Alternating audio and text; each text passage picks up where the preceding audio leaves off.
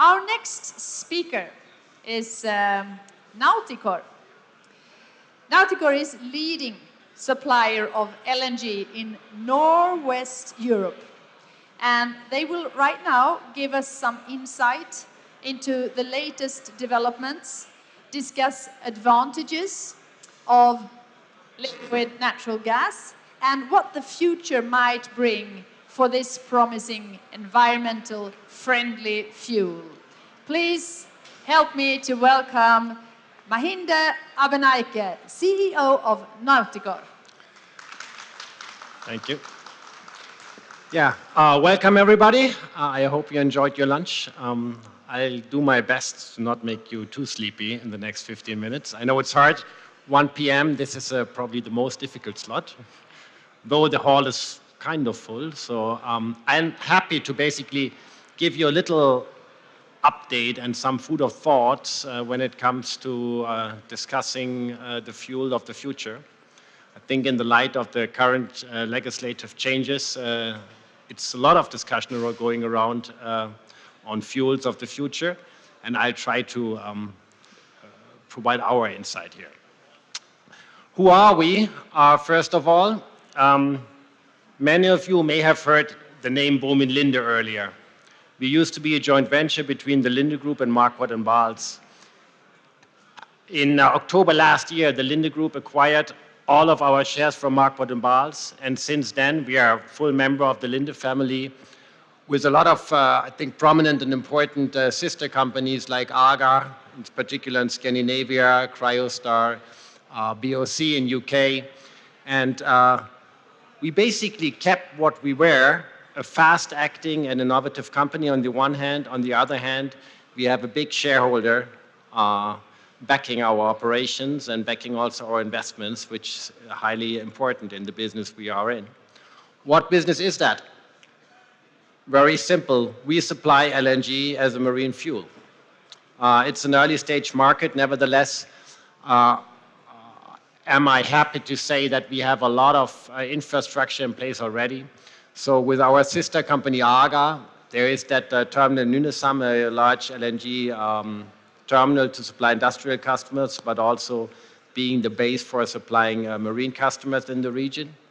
Then there is the world's first LNG bunker barge, the tiny sea gas, used to be the one and only until this year. Now we have some more, which is good, some more LNG bunker vessels coming online. We have ordered the world's largest LNG bunker vessel. It will be supplied in 2018. It's currently built at Hyundai Mipo in South Korea. We'll also operate in the Baltic Sea. We have a very tight partnership with Klaipėdos Nafta, the owner and operator of the FSRU in Klaipėda, which will be an important source for our LNG if we distribute it in the Baltic Sea area. And we have, I would say, I mean, it's a young market, but nevertheless, we do have a quite impressive track record when it comes to bunkering. With the sea gas, I think we have that later, we have thousands or more than 1,500 ship-to-ship operations, and we have hundreds or probably even 1,000 truck-to-ship operations in various countries, various ports, passenger ships, freight ships. So we really know what we are talking about when it comes to LNG as a bunker fuel. That's the vessel, just an outlook. It's rather innovative. It has basically both capabilities. It can be used as a tanker, but also as a bunker vessel. That's the terminal in Sweden, and some pictures of the Viking Grace. Probably some of you have seen that earlier with the sea gas. And a lot of other vessels we had the pleasure to supply with LNG over the last years. I do not want to talk only about us and Nauticor, and I think I made the point I wanted to elaborate on. Let's talk a little bit about LNG. Where are we today? We are in a situation that in the Baltic Sea, in the North Sea, and around the US, we have the emission control area in place. When we started this business in 2012, we thought, wow, 2015, the world will look totally different. Heavy fuel oil cannot be used in the emission control areas anymore, and we will see LNG ramping up as hell. What happened early 2015? Nothing. And actually, there was a number of reasons for that, which we, frankly, and probably like many other players in the industry, have not foreseen. Number one, the shipping crisis had not ended. So the number of new builds, and unfortunately that's still the case, have been much lower than expected. So not too many LNG new builds. Number two, the oil price dropped just before 2015. So low sulfur marine gas oils, low sulfur marine fuel oils and gas oil became actually cheaper than the heavy fuel oil used to be before the oil price crash. So the pressure on the ship operators was somewhat limited. Has that changed? Yes. We are in fact seeing that more and more parties, take the cruise ship companies like Carnival or MSC or Royal Caribbean, take some of the highly appreciated ship owners that operate here in Donze who invested in LNG fueled vessels, take ferry operators, some have been public, we have Tallink, we have Destination Gotland, and others that were so bold to take the decision to go for LNG fueled vessels. Do we think that pace will increase? Absolutely, and there are good reasons for that. Number one, in 2020 we will have a global sulfur cap. That will mean that this issue becomes now also relevant for the large deep sea traffic, and that will change the entire industry. I come to the effect of that in a minute, but let me give you also an outlook on, say, some other considerations. What can we do basically to comply with the 2015 or the 2020 regulations? Despite some rather exotic solutions, there are basically three ways to go. One is using low sulfur marine gas oil. It's compliant with the sulfur cap. However, it's not compliant with the upcoming NOx cap.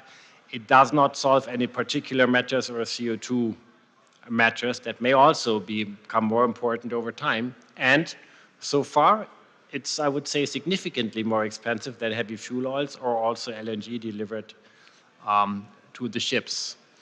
Then we have LNG, of course. Yes, it's cheaper, it's clean, it's compliant with basically more or less all the regulations you may think of also in the future, but it does require significant investments on your vessel. So a dual fuel engine is, of course, with a tank on board, of course, more expensive than a regular one.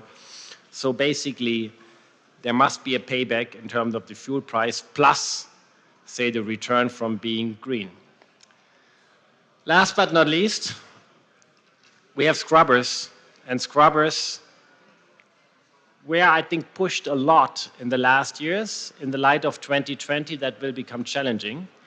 In a second, I'll explain you why we think it will become very, very challenging to use scrubbers. And just to be comprehensive here, there's also, I would say, more future alternatives you will see in the future, hydrogen, batteries, all the stuff you can see on the road, for example. Will that also be a solution for the shipping industry? Yes, I absolutely think so, in 30 years down the road. As of today, it's simply by far too expensive, too heavy, and too big.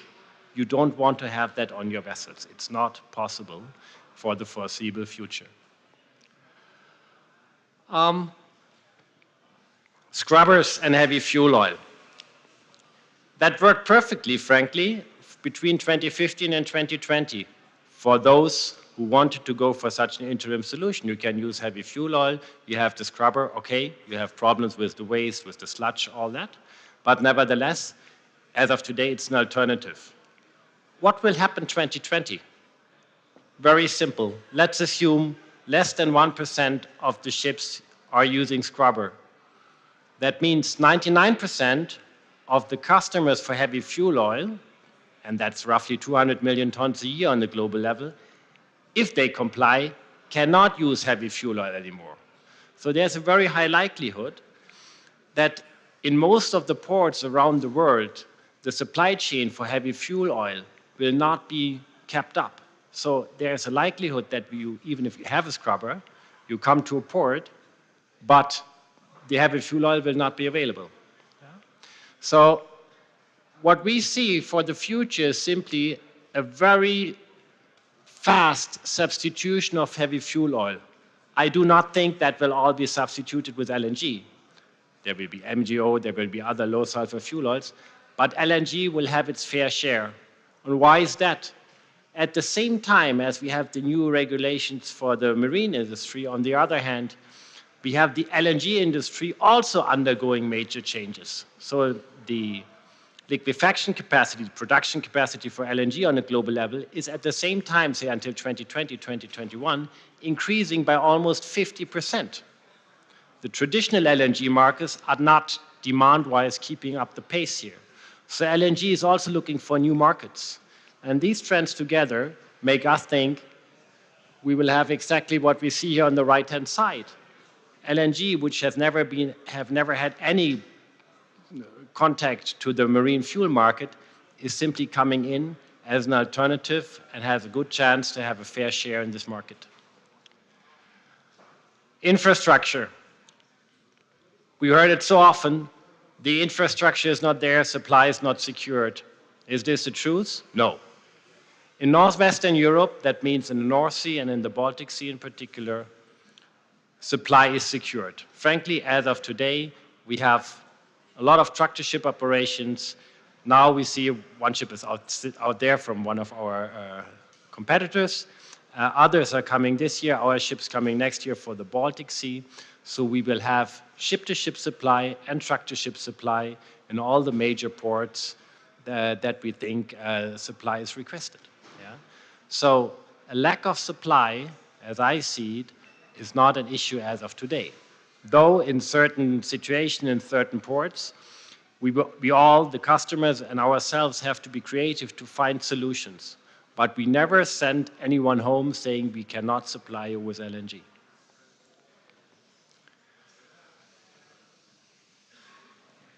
Is there a business case? Yeah, there is one, and it's actually quite simple. This is the marine gas oil price curve. This is the gas price curve, which is basically the benchmark for the LNG curve on a wholesale market. And in that spread, so that is basically where the business case is. We have to realize our business case there. We have to invest in the trucks and all the infrastructure we need and the bunker vessels. And the customer, of course, also has to make his return here on the additional investment in the LNG equipment on board. Yeah. As we see it, and as it has been most of the time, there is a viable business case, even today. 2 years back, it was very, very difficult when the oil prices were so low, but I think we are beyond that point. It's hard to predict where oil and gas is going price-wise, but that makes it even more important to think about dual fuel solution. If I may refer here to the second point, if we do not know if in 5 years or 10 years down the road, having an oil-fueled propulsion or gas-fueled propulsion, for many reasons, regulations, and in particular also price. Oil price can go up, down, same for gas, they are decoupling. I think it's a very valid hypothesis to say, if you have a dual fuel engine, the residual value of the ship you're investing in now will be much, much higher than betting on one technology only, i.e. the old oil-based technology. Second thing, availability. I said that before, LNG is available, and the ramp-up of infrastructure, not only in Northwestern Europe, but on a global level, we will see that over the next years at a dramatic pace. Last but not least, and this is more, say, maybe the overall helicopter strategic view here, what are we actually talking about? We are talking about the change in a world that is moving from the old fossil fuel world to a renewable energy world in all sectors, utilities, road, and also shipping. And for shipping, LNG is the bridge between this old fossil fuel world to this new renewable energy world. And as I said before we see batteries or hydrogen, there will be decades. So we think that bridge will be a very long one, which means a very high future-proofness of any investments in LNG, fueled ships, or infrastructure. Thank you.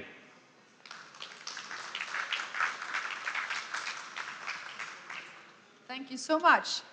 I have a question, just Sure. to end this. That what challenges do you think are to be tackled in the future? Frankly, as I said that, I did not refer to one point, and this is the number of new builds. I think one of the most important hurdles we will have to take is that shipping or investment in new ships is increasing again. If we see the LNG-fueled ships as of today, most of them are passenger ships, cruise ships, and ferries. This is a market that is not so badly affected from the shipping crisis. If, and I hope that will be soon, we will see the big container lines, the big oil tankers, using LNG as a fuel, that will really trigger that market, that will make supply much cheaper, that will really be an incentive to build much more infrastructure than we see today. So keep fingers crossed that we will see more investments in new ships as soon as possible. Thank you. Thank you so much. Thank you.